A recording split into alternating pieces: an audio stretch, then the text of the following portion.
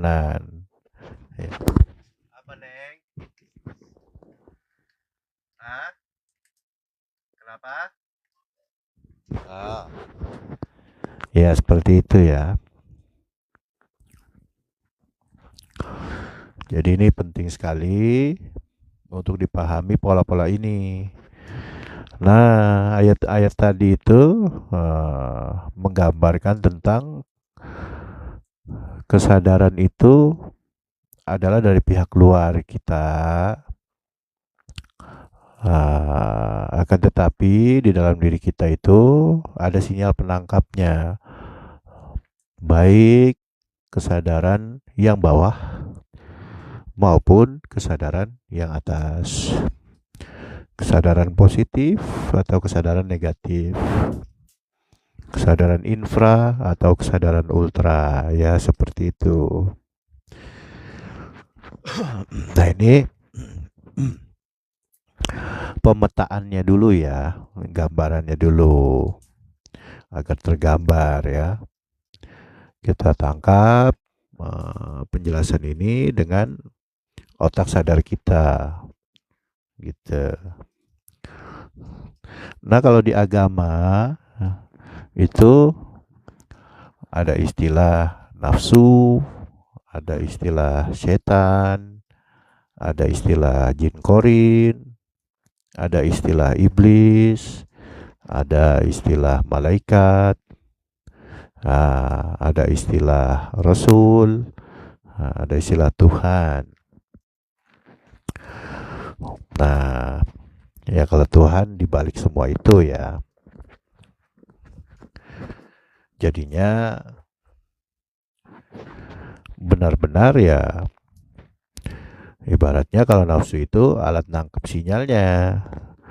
Tinggal nafsu atau jiwa ini dirahmati Tuhan atau enggak, dirahmati Rob kita atau enggak. Nah, kalau enggak dirahmati ya sudah, gasruk-gasruk tuh. Betah kuat di alam bawah sadar. Efeknya ke alam dunia ini adalah kerusakan-kerusakan gitu ya. Kan simbolnya adalah hewan ya, ya hewan, kemudian nabati, bendawi.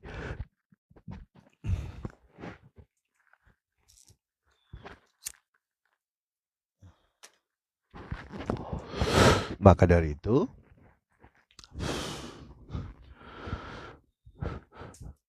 pola-pola agama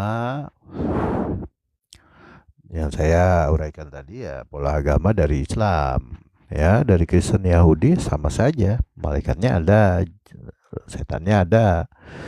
Di Kristen contohnya ya Lucifer misalkan. Kalau malaikat sucinya yang paling tinggi Serapim dan lain-lain dan lain-lain. Ya, sama aja. Roh Kudus dan lain-lain dan lain-lain ya. Sama semua, cuman beda penamaan karena existing zaman nabi-nabinya tuh berbeda existingnya.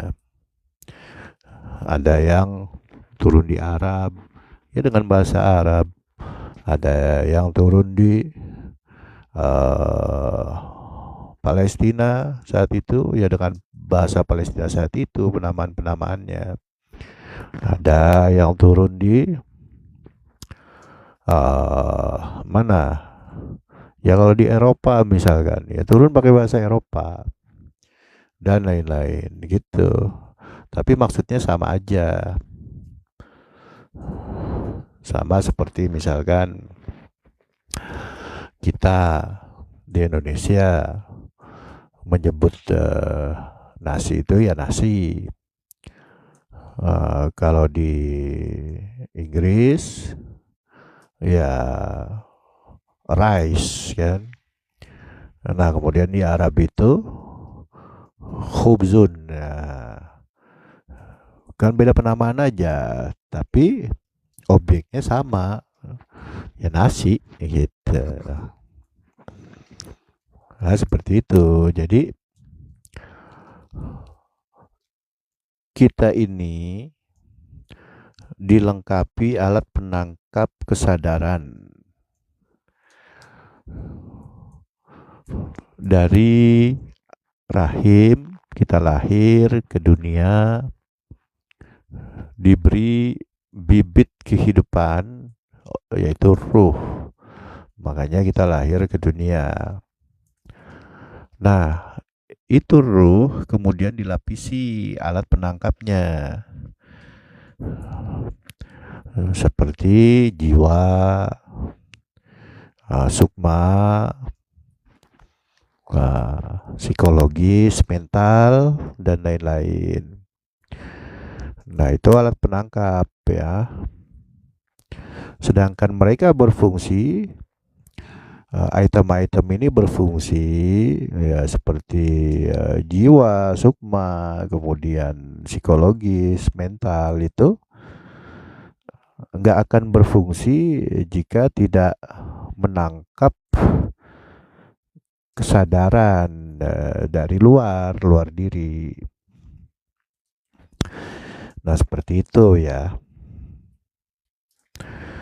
Nanti skala besarnya itu semuanya ya tentang kerja dari jiwa, merasakan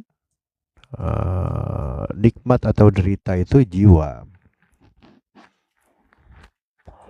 Kita menyebutnya yang gampang dipahami ya perasaan gitu kan.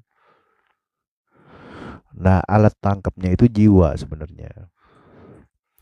Makanya di hadis ada dikatakan tuh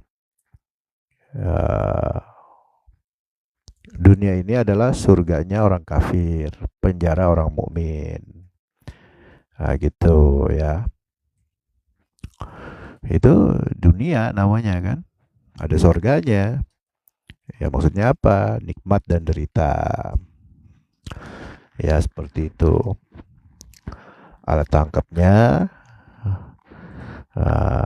namanya jiwa ya. Tapi kan jadi seperti seolah-olah satu kesatuan. Nah, itu semua tentang kesadaran sebenarnya. Tapi masih berputar di alam bawah sadar. Gitu. Jadi 5% kesadaran jasmani, kesadaran panca indera, yang jiwa, kemudian sukma, kemudian psikologis dan mental, lapisan ruh, antara ruh dengan jasmani, di tengah-tengahnya tadi 4 unsur tadi. Nah, itu semua belum terupgrade, masih catatan dosa kita. Itu makanya banyak bayi lahir berbeda-beda ya. Nah, ini yang pernah dibahas di 2 atau 3 video sebelumnya ya.